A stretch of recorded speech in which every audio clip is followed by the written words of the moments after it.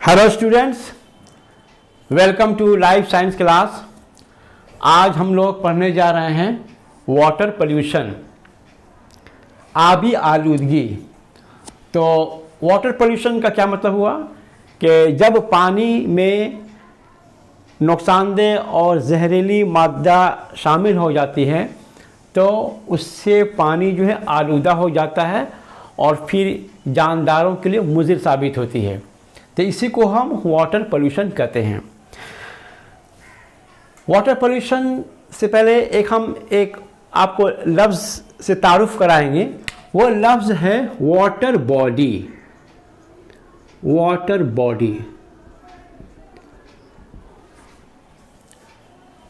इसका उर्दू तर्जमा होगा आबी अजसाम। वाटर बॉडीज होने से आबी अजसाम इसका तर्जमा हो जाएगा।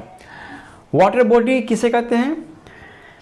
तालाब, झील, पोखर, दरिया और कुआं, इसको हम लोग वाटर बॉडी कहते हैं क्योंकि इसके अंदर में पानी जो है हर वक्त जमा रहता है।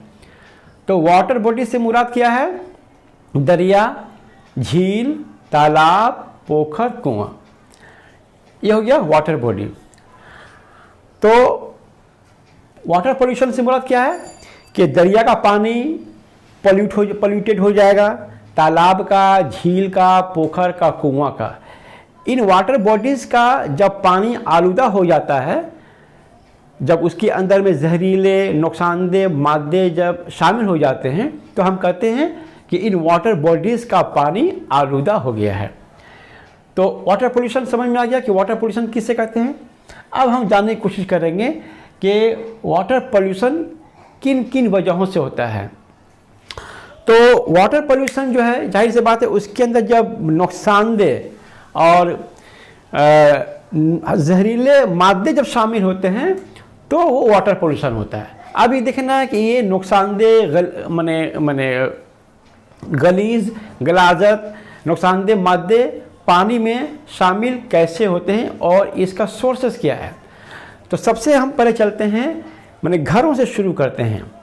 घरों से, तो घरों में हम लोग काम करते हैं, बर्तन धोते हैं, गुस्ल करते हैं और कपड़ा धोते हैं। तो इससे जो गंदगी जो घरों के पानी से निकलती है, अब यही पानी जो है फिर नालियों में जाता है और नालियों का जरिया जो है फिर तालाब, पोखर जो है दरिया में जाकर जो है शामिल हो जाता है। तो सबसे पहले क्या है? House hold wastage. तो बर्तन धोने से गंदा पानी निकलता है, नहाते हैं तो साबुन वाला पानी निकलता है, कपड़ा धोते हैं तो साबुन वाला पानी निकलता है, उसमें गंदगियाँ रहती है। तो ये तमाम जो वेस्टेज जो है जब पानी में जाकर मिल जाते हैं तो इस पानी जो है फिर ये गंदा हो जाता है। तो ये हुआ एक हाउस होल्ड वेस्टेज की वजह से होता है। दूसरा क्या है कि तालाब में या पोखर में लोग, या दरिया में, तो दरिया में लोग जाकर गुस्ल करते हैं। बहुत से लोग जाकर गुस्ल करते हैं। कभी कभी जो है हिंदुओं का कोई त्यौहार होता है तो उसमें लाखों लोग जो है उसमें जाकर जो है नदी में स्नान करते, गुस्ल करते हैं। तो गुस्ल करने के दौरान आदमी अपना साबुन भी इस्तेमाल करता है, बदन का गंदगी भी छोड़ाता है। तमाम गंदगियाँ जो फिर पानी में जो जाकर जो है मिल जाती है, इससे पानी क्या होता है? गंदा हो जाता है। उसी तरह से देखिएगा कि तालाब के किनारे जो है बैठ कर लोग वहाँ भी कपड़ा धोते हैं, तालाब के अंदर भी नहाते हैं। और यहाँ तक कि जो है आपका क्या होता है कि तालाब में या दरिया में जो है भैंस, जानवरों को भी ले जाकर जो है झुंड का झुंड उसमें गुस्ल करवाते हैं। तो इन जानवरों के तालाब में या दरिया में भी जो है गुस्ल करने से क्या होता है, वो जो है दरिया का पानी जो है फिर पॉल्यूटेड हो जाता है। अच्छा, एक तो ये हुआ। अच्छा, बरसात के दिनों में जब बारिश होती है, तेज़ बारिश होती है, तो पूरा शहर में जितने भी सड़कों पर जो गलाजत जमा रहते हैं, मान लीजिए जानवरों का पखाना है, कूड़ा करकट है, ये सब क्या होता है? बरसात के पानी में जो है ना तेज़ के साथ तेज़ी से जब बारिश होती है तो बारिश के पानी के साथ तमाम गज़लात जो है मिल जाते हैं, फिर नाली के जरिए जो क्या होता है दरिया में जाकर मिल जाते हैं। इससे क्या होता है? पानी जो है गंदा हो जाता है। ठीक है। उसी तरह से कभी कुआं का पानी है कुआं का पानी में भी कभी कोई जानवर, बिल्ली गिर कर मर गया, कोई कुत्ता गिर कर मर गया, तो उससे भी जो है वो क्या होता है, पानी जो है फिर गंदा हो जाता है। अच्छा, और क्या होता है, हम लोग एसिड रेन पढ़ चुके हैं, ठीक है, कि एसिड रेन के माने एटमॉस्फेयर में, हमारे माहौल में क्या है, सल्फर डाइऑक्साइड गैस है, ठीक है, नाइट्रोजन डाइऑक्साइड गैस है। ये nitrogen dioxide gas, sulphur dioxide gas जब आबी बखारात के सिल के साथ में जब कीमियाई तामुल करते थे, एसिड रेन होता है, तेजाबी बारिश होता है। अब ये तेजाबी बारिश भी जो है जब नदी में, तालाब में, पोखर में जो है, कुआं में जो है माने जाकर मिल जाता है ये एसिड रेन, तो फिर जो है ये पानी भी जो क्या होता है, गंदा हो जाते हैं। तो एसिड रेन के जरिए भी क्या होता है, वाटर का पॉल्यूशन होता है। और इंडस्ट्रियल वेस्टेज, इसके बाद है इंडस्ट्रियल वेस्टेज, मैंने जहाँ जहाँ कल कारखाने हैं, जिन जिन शहरों में कल कारखाने हैं, तो कल कारखानों से भी जो है बहुत सारे गज़लात जो है उसका इखराज होता है। और ये जितने भी सनाती माने गलाजत है, ये भी जो है नालियों के जरिया बहते हुए जो है जाकर समंदर में जाकर जो है, दरिया में जाकर जो है मिल जाते हैं, जिससे क्या होता है, पानी गंदा हो जाता है। तो ये सब जो है ज़राए हैं जिसके जरिया से पानी गंदा होता है। अब हम लोग चलते हैं देहात में, गांव में, विलेज साइड में। विलेज साइड में क्या होता है, खेती है, खेत में जो वहाँ पर एग्रीकल्चरल रन ऑफ होता है, agricultural run of, agricultural run of. Run of का मतलब क्या होता है, पानी का बहाव।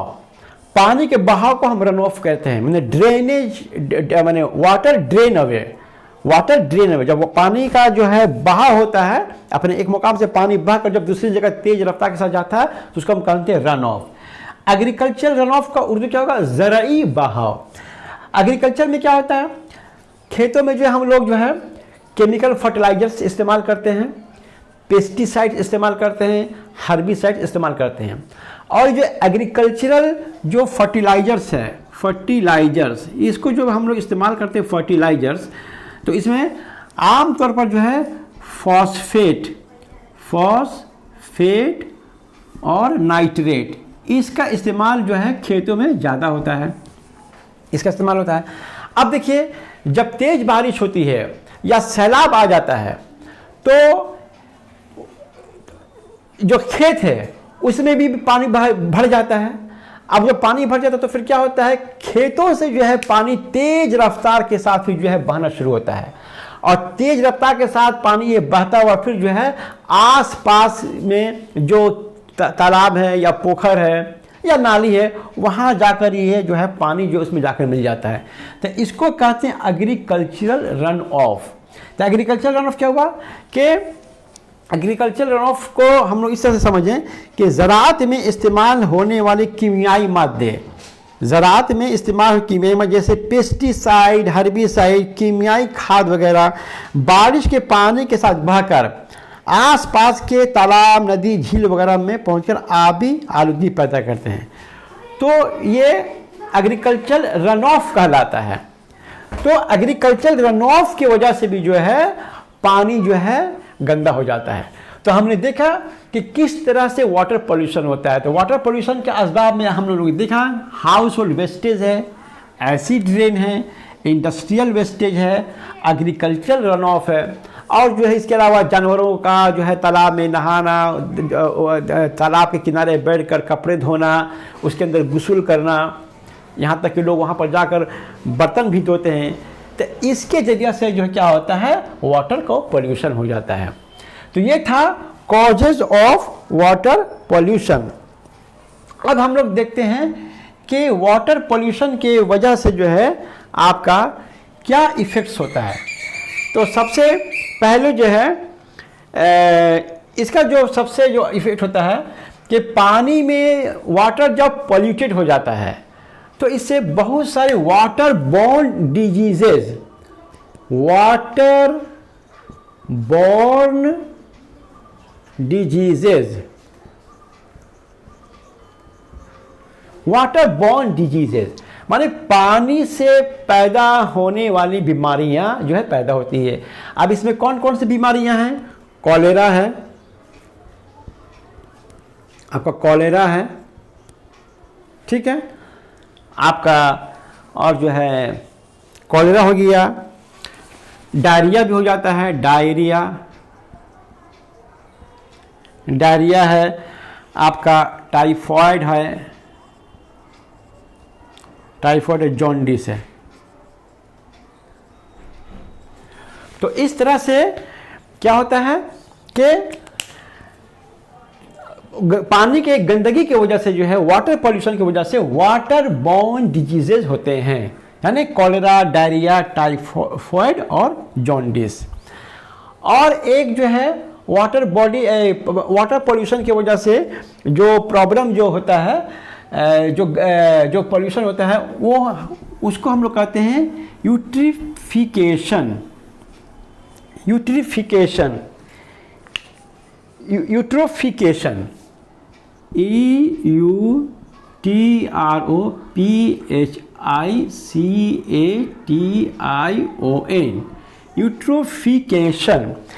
ये बहुत ही अहम टर्म है, इसको आप थोड़ा समझने की कोशिश कीजिए कि यूट्रोफिकेशन क्या है। तो यूट्रोफिकेशन क्या है? ये वाटर पॉल्यूशन के वजह से ये एक जो है प्रॉब्लम है, एक समस्या पैदा होता है। इसमें क्या होता है कि ये खास करके गांव, माने जहाँ पर एग्रीकल्चरल लैंड है, और एग्रीकल्चरल लैंड से मुत्तसिल जो आपके जो है वाटर बॉडीज वहाँ पर जो मौजूद है, वहीं पर ही ज़्यादा प्रॉब्लम होता है। यूट्रोफिकेशन में क्या होता है कि हमने देखा कि खेतों के अंदर जो है अनाज के पैदावार को बढ़ाने के लिए किसान जो है उसमें केमिकल फर्टिलाइजर्स का इस्तेमाल करते हैं। केमिकल फर्टिलाइजर्स में क्या है, आपका मतलब नाइट्रेट और फॉस्फेट, ये दो तरह के जो है माने खाद का इस्तेमाल होता है। अब नाइट्रेट में नाइट्रोजन मौजूद है, अब फॉस्फेट में फॉस्फोरस मौजूद है। ये नाइट्रोजन और फॉस्फोरस जो है एल्गी के लिए बहुत ही मुफीद चीज़ है। माने नाइट्रोजन और फॉस्फोरस से क्या होता है, एल्गी का ग्रोथ बहुत तेज़ी के साथ होता है। तो जब एग्रीकल्चर रन ऑफ होता है तो खेतों से नाइट्रेट और फॉस्फेट आसपास के आबी अजसाम में जाकर जो है ये जमा हो जाते हैं, जिससे क्या होता है, एल्गी का ग्रोथ बहुत ज़्यादा होता है। अब एल्गी के ग्रोथ होने से क्या होता है, पूरे तालाब में जो क्या होता है, पानी के सतह के ऊपर जो है पूरा एल्गी जो है पैदा हो जाता है, और एल्गी पूरा फैल जाता है और पानी के सतह को कवर करता है। इसको कहते हैं अलगल ब्लूम,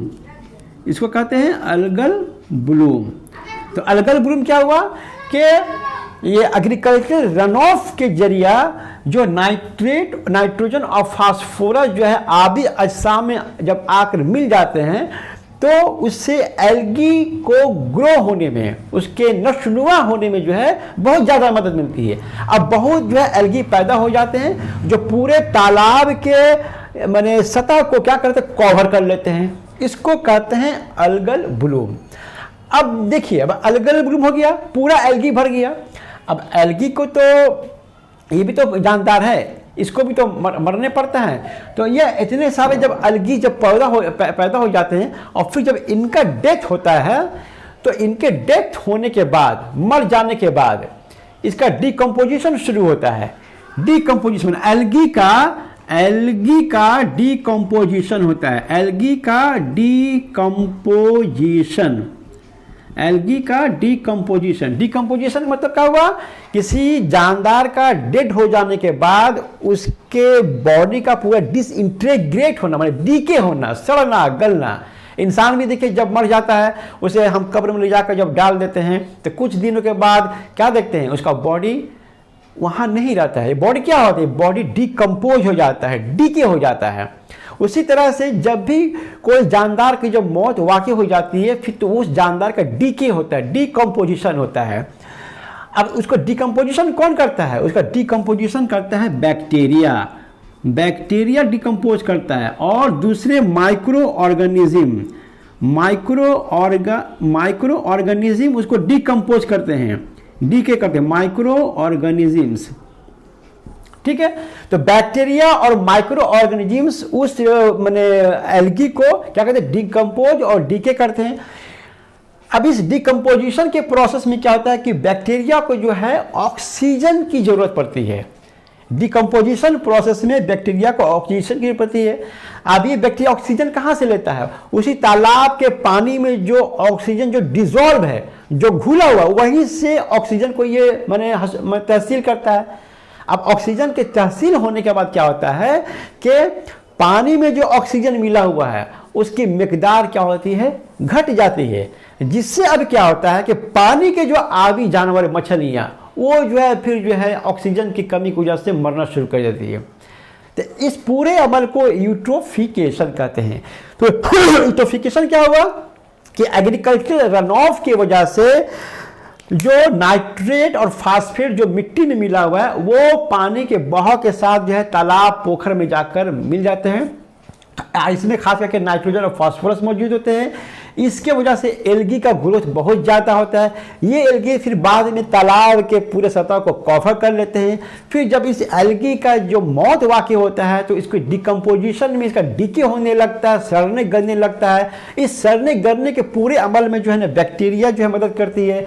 इस प्रोसेस में बैक्टीरिया को जो है ना ऑक्सीजन की जरूरत पड़ती है और वो ऑक्सीजन बैक्टीरिया जो है तालाब के पानी में जो ऑक्सीजन डिजॉल्व मिला हुआ वहाँ से तहसील करता है, जिसके वजह से पानी के अंदर जो है ऑक्सीजन की कमी वाक़ई हो जाती है और फिर उसके वजह से पानी में जो जानवर आबी जानवर उसकी मौत वाक़ई होती है। इसको हम कहते हैं यूट्रोफिकेशन। तो हमने देखा कि वाटर पोल्यूशन का वजह से क्या होता है। वाटर पोल्यूशन का सबसे दो इफेक्ट्स यही है। पहला कि एग्रीकल्चर लैंड के आसपास में जो माने वाटर बॉडीज है उसका वहाँ यूट्रोफिकेशन का अमल होता है। और दूसरी चीज़ क्या है कि पानी के पोल्यूशन की वजह से वाटर बोर्न डिजीज माने पानी से पैदा होने वाले बीमारियाँ पैदा हो जाती है, मसलन cholera disease, diarrhoea, typhoid, jaundice. तो ये हुआ आपका वाटर पोल्यूशन के बारे में। तो आज हमने देखा कि वाटर पोल्यूशन कहते किसे हैं, इसके असबाब क्या हैं और इसके असरात क्या हैं। हम उम्मीद करते हैं आज का क्लास अच्छा से समझ में आया होगा। Thank you very much.